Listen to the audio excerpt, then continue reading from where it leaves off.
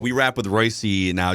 We're on summer hours here. Summer hours here for Wrap with Royce on Tuesdays, Thursdays, and Fridays, and then maybe back to Wednesdays during fall hours. But you told us that something drives you crazy about the draft, and so the floor is yours, sir. I mean, it's been something that's going on for 10, 15 years, but the proposed trades tell us where a player is going when he gets drafted. Thank It you. is Yes. absolutely Thank you. asinine that they don't, that they get up there. And Kendrick, we were talking about Kendrick a little earlier. He's babbling about how this guy would be a perfect fit for Memphis, and the gal running the thing has to tell him, well, he's not going to be in Memphis. He's going somewhere else. Why? What is that? Everybody else who has a draft can tell you there was a trade made. Why did they not tell you that there was a trade made? It's very odd. It's very odd. Why don't you fix the glitch is my question, though. Like, we do this every year, and every year they do the same thing. They give the poor guy a Grizzlies hat and ask him about playing for the Grizzlies, and everybody knows he's going to be a Timberwolf. And, this is probably the best promotion league in the world, right? I mean, they live on promotion and knowing what they're doing, and it's the players' league and that whole thing. Tell us who take an extra 2 minutes between draft choices when somebody makes a trade and let them announce it. And if 2 days later you have to say, well, they didn't have the cap room to make the trade, then let them be embarrassed that they, like the Vikings not getting up in time to make their draft choice. Let's embarrass. You should not have to devote 4 hours to watching and not know where a guy's ending up.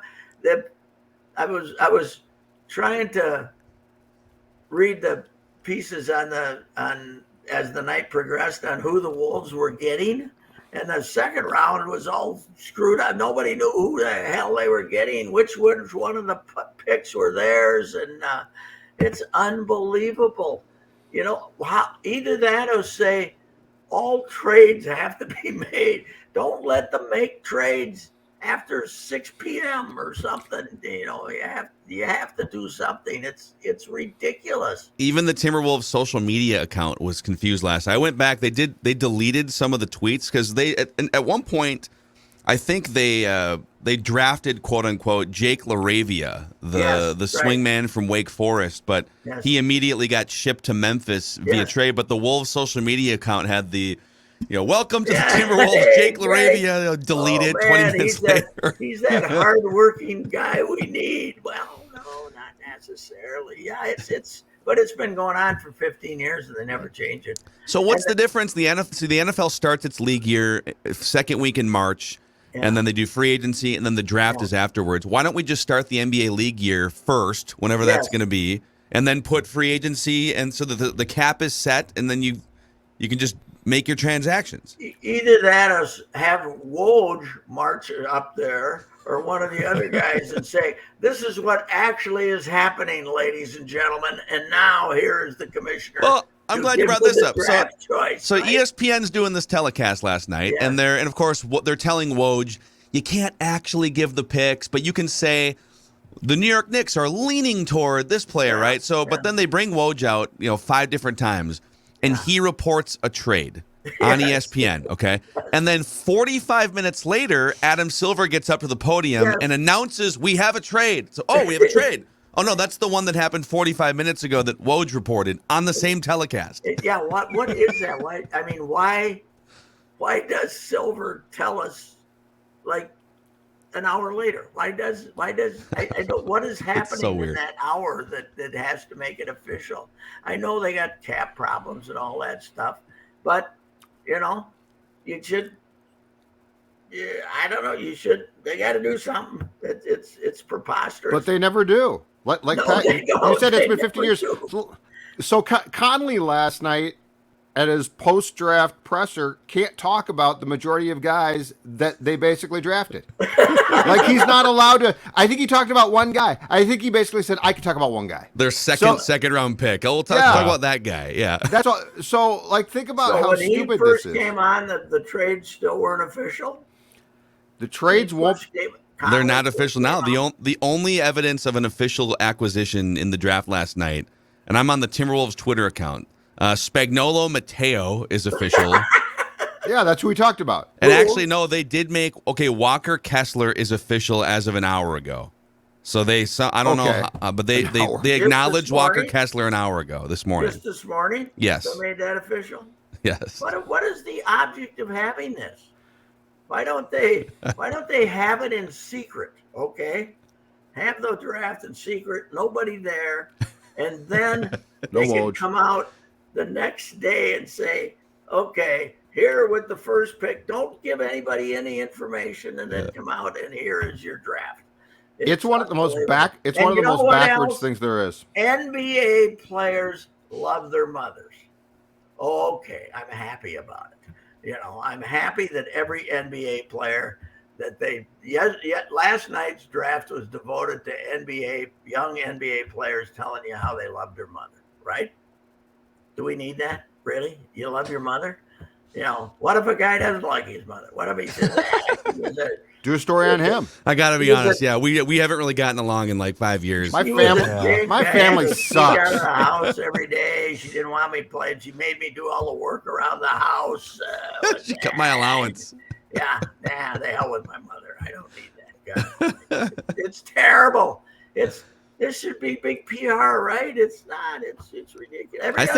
I don't know. I think I like the human touch. I need a little human touch story.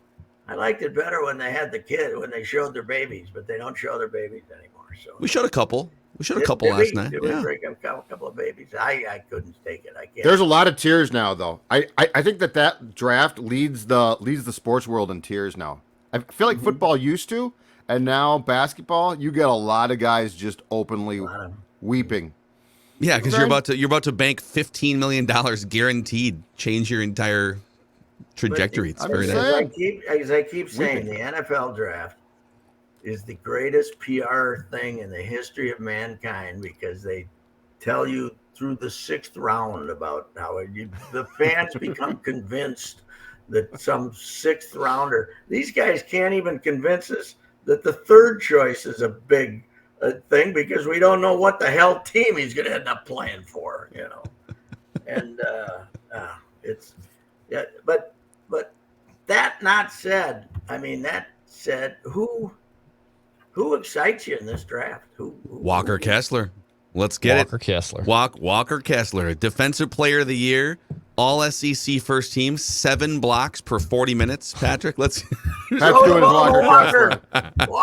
moving around. Here's Walker. Oh, come on, show us those moves, Walker. God, he set a single season record with 155 blocks this season. Yeah, that's good. Well, I guess they needed him, but he also looks like a Walker Kessler. Don't excite you too much. He looks like his movement area looks like it's about 4 feet, right around the Do you remember Paul Grant, Patrick? Grant. We got Paul Grant, big guy, lumbering guy. I think Paul Grant was nifty compared to this guy. He's a statue, but they needed somebody to play 15 minutes and get Cat out on the, give Cat a little freedom there out on the wing. So NBADraft.net has the comparable players, and one of the 2 was Cole Aldrich. So that's not going to make people very excited. That dude. Who about why not Ty? Why didn't they take the guard when they had the chance? What does this mean? Is it they keeping D'Lo? They're going to sign a guard. Are they trying to sign Brunson too? I'm how do I phrase this? A little birdie told me, or I'm hearing rumblings or whispers that they are very much don't print this, but they're very much pursuing DeJounte Murray from the Spurs, 25-year-old All-Star guard. Let's see if it actually comes to fruition. Try to make some kind of a trade there, okay? Mm-hmm. And because the Knicks are doing everything they can to get Brunson the way it looks, right? getting rid of everybody and getting rid of payroll so they can get Brunson. But he's not there. It's weird. He's not like a franchise changing player. He's like They must have the hots there. And I like Stephen A. Smith acting like he gives a damn. This is Stephen is a crestfallen Knicks fan. Well, why are you saying you're a Knicks fan? You're supposed to be a journalist. I think he's gone past the journalism. What are you talking about? He's no longer classified as a journalist. I don't think. All right. I don't know if he ever truly was a journalist, NBA, but I hate the NBA draft, which should be a good event, and it's terrible. We haven't had an NFL draft this exciting since it was at Target Center, and they didn't have a draft choice because of the Joe Smith situation. And Pris Bella had left the Gophers and got drafted 6th, and the whole crowd booed the hell out of him. That was a great PR night too for the Timberwolves and the NBA. If you're going to do a poster of the Timberwolves' existence, wouldn't that be the night? Wouldn't that be the night? You're hosting the draft. You don't have a choice, and the local kid gets the hell booed out of him because he left your team in mid-season. Yeah, that's up there for sure. That's in there. Yeah, it's pretty high up there. All right. I don't know. How about the Wendell Moore?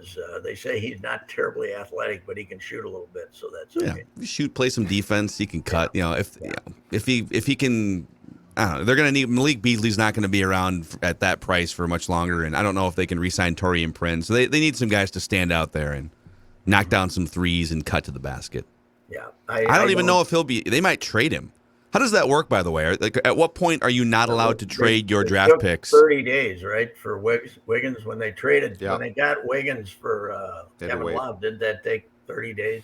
Okay. Yes. Yeah, because the trade was done like 3 weeks before that, but they couldn't announce it officially until the state fair, which was like okay. So you need to wait 30 days to calm down to trade your first round draft picks, but I won't get into that subject. Meanwhile, that's enough of the NBA. Okay. I love baseball. Don't you love baseball? I'm wavering, but I'll Wednesday night you have Sonny Gray, who's been great, and Tristan McKenzie, who's been great, and it's 11-10. And yesterday you got Smeltsy out there, doing the old soft shoe, throwing him a little of this and a little of that, versus Plesac, who hasn't been that good. He won his first start, and he'd only won one game since, and his ERA was throwing 4.5, and it's 1-0. It's just incredible that how your expectations really rarely come to fruition, except when the Twins play the Yankees. And I will say, capped off by an excellent first ever career save by Caleb Thielbar. Yes. How about Joe Smith loading them up, and then somehow Cleveland, which has got nothing but clutch hits for 3 weeks, leaving them there. So Joe loaded him up on his own, right? They brought him in for a clean. So why are we leaving Joe? And I don't want to question Rocco too much here. For the are they tied for first place again? What are the percentage points? 5 points, 5 percentage points. Okay, so we're gonna let Joe Smith load the bases and work out of it, but we're gonna send Duran out there, 3-pitch strikeout, and then pull him from the game. We were worried that the next 2 pitch hitters would take too many pitches for him, so he waited. He got the right-hander out. Was the first hitter Thielbar faced a lefty or not? Yeah, a lefty who hits lefties very well. Okay. Yes, and who got a double. Mm-hmm. Well, that's he played Celestino against Larnach instead of Larnach on Tuesday against the right-hander, because supposedly the right-handers Savali splits were better against.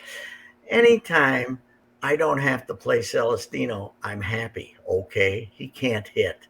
He's blooped in about he had a month where he blooped in some hits and hit 350. He can't hit. He's the guy that you play because Buxton's hurt. So anytime you got an excuse not to play him, don't.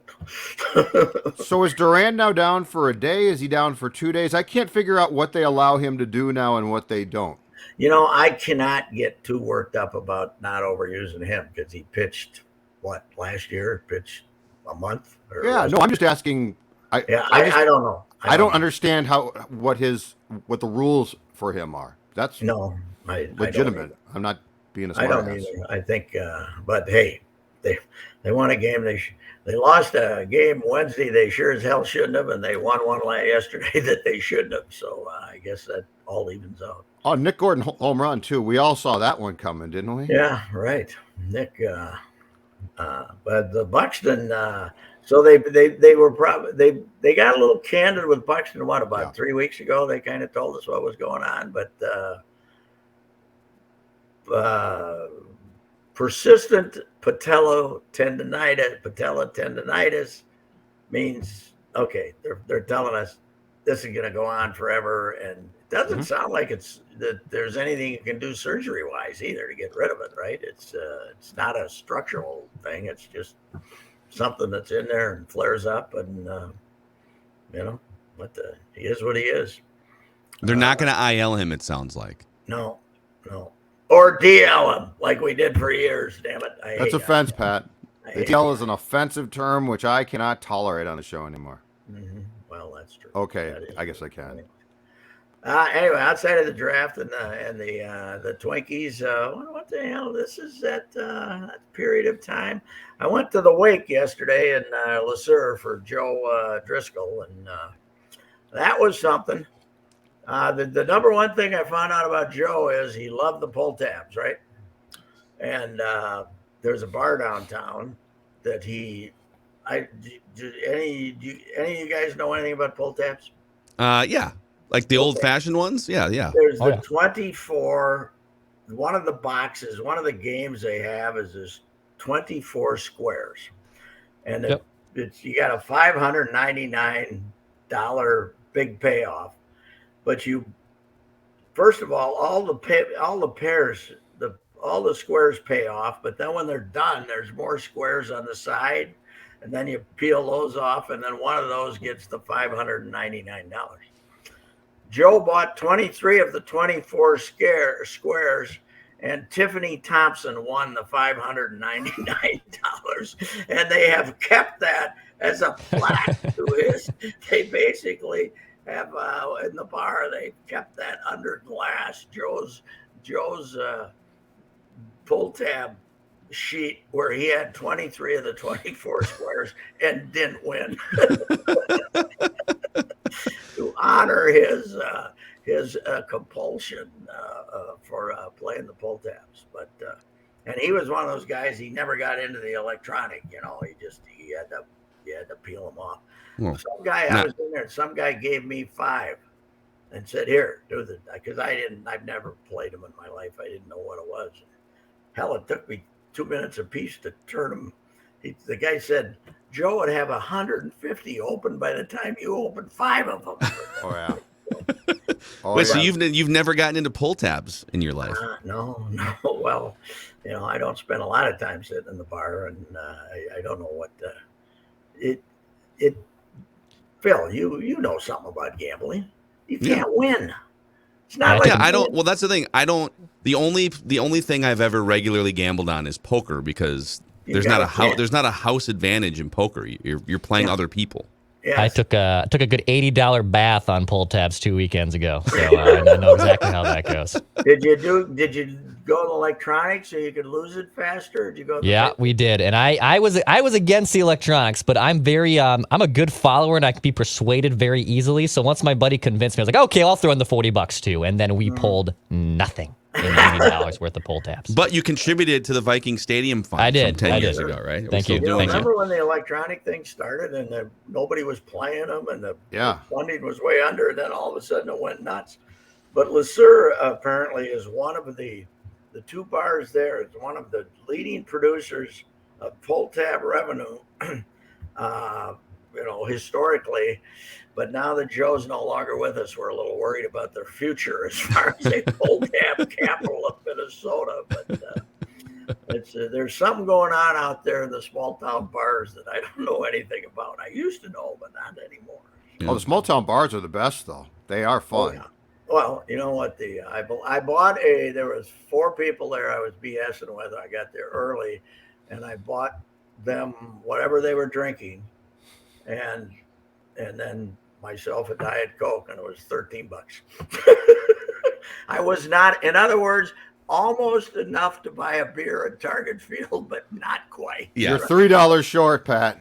That's the price of a glass of wine in Declan's neighborhood. So Yep. yeah. No problem. Yes. I remember 16 my brother plus. and I back to when we used to go duck hunting down in the 70s down in the hunting slough that my family had a share of. There was a little town there named Iona, and a Schlitz was 45 cents. I said, we're going to have to start driving down here just to drink, just to save the money. It's like by then it was $1.50 in the Twin Cities or $2 or something. It was 45 cents for a can of Schlitz. We're going to have to drive down here to drink, Michael. Come on. Amazing. By the way, if you have any suggestions, you said it's kind of the doldrums of the sports calendar. So if you've got any suggestions for other things we should rank on Purple Daily, we'll take them. Well, where are we on the Viking ranking? We got the top 5 coming up We're today. down to the top 5, yeah. Oh, It's all nut right. cutting Well, times. that gives us a topic for next week. I can tell you what you screwed up. Oh, who was 6 through 10? 6 through 10 was Carl Eller at 6, Adrian Peterson at Chris Carter at 7, Adrian Peterson at 8, Paul Krause at 9, and Yeri at 10. All right. Yeri might be a little low. Yeri might be.